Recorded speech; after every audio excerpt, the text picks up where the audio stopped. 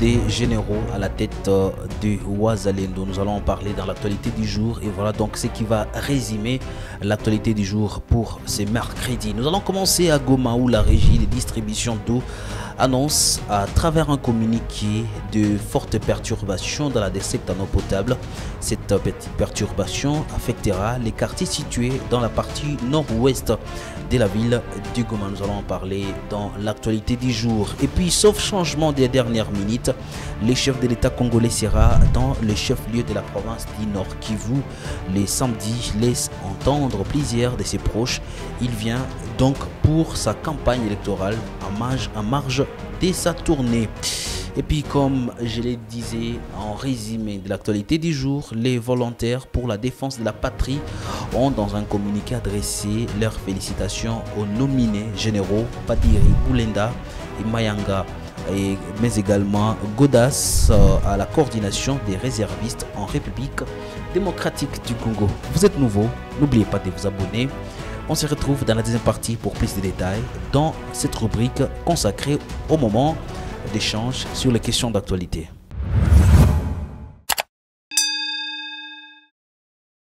À Goma, la régie de distribution d'eau a annoncé à travers un communiqué rendu public ce mercredi de fortes perturbations dans la desserte en eau potable. Cette situation affectera les quartiers situés dans la partie nord-ouest de la ville du Goma.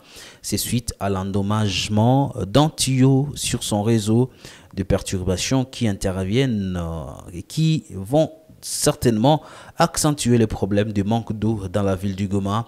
Il y a des semaines, les populations du quartier Boudjouvou se plaignaient donc de la hausse du prix de ces denrées vitales. Un bidon est passé à 100 francs, dépassé des 100 francs à 300 francs congolais dans cette partie de la ville de Goma. Et puis, en prélude de l'arrivée en ville de Goma du président de la République, Félix-Antoine Tshisekedi, le maire appelle sa population à l'accueillir dans un esprit de convivialité, de paix, de joie et de confiance. Il leur a dit lors d'une rencontre avec les différents représentants des associations de la ville de Goma réunis ce mercredi à l'hôtel de ville. De leur côté, les représentants des associations ont salué l'adresse de l'autorité. Ils promettent mettre en application tous les conseils leur prodigués à cette occasion et profitent d'appeler leurs pairs à ne jamais voter inutile.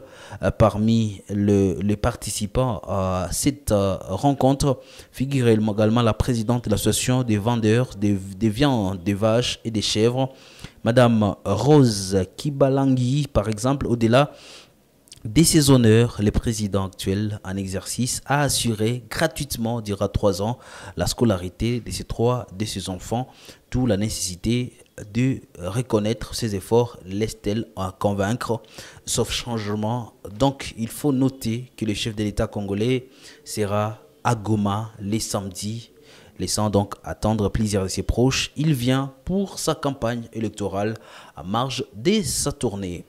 Et puis, les activités socio-économiques et scolaires sont paralysées ce mercredi dans les centres des Komanda, Marabo et Nyankoundé en territoire du Roumu. Nous sommes dans la province de l'Ituri. Ceci suite à l'enterrement du chef de la chefferie de Andiosoma, Jean Gaston, décédé le 27 novembre dernier. Déjà ce matin, des boutiques, écoles et autres maisons de commerce ont fermé leurs portes au centre de Komanda. La même situation est observée donc à Marabo et Nyankoundé, rapporte de sources concordantes.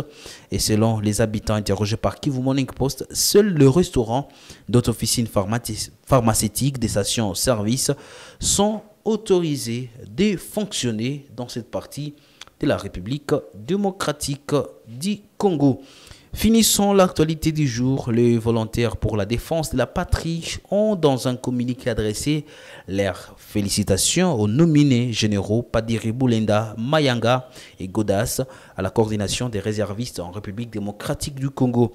Les généraux Boulenda, Mayanga et Godas ont été nommés la nuit du lundi par ordonnance présidentielle lue à la RTNC au nom de tous les patriotes résistants et volontaires pour la défense de la patrie.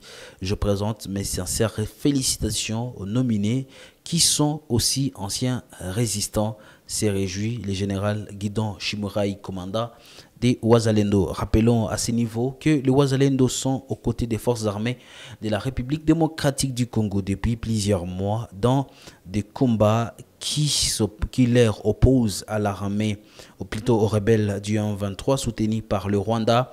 Depuis des jours, les combats intenses sont signalés à Mouchaki, aux environs, entre l'armée congolaise, l'Ouazalendo, contre les rebelles du 1-23 soutenus par le Rwanda. Ça sera tout pour l'actualité du jour. Merci à vous de l'avoir suivi.